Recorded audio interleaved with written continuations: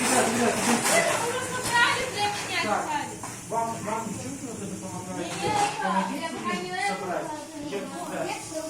Да. Хорошо. Так, вам помощь. Вот, возьми.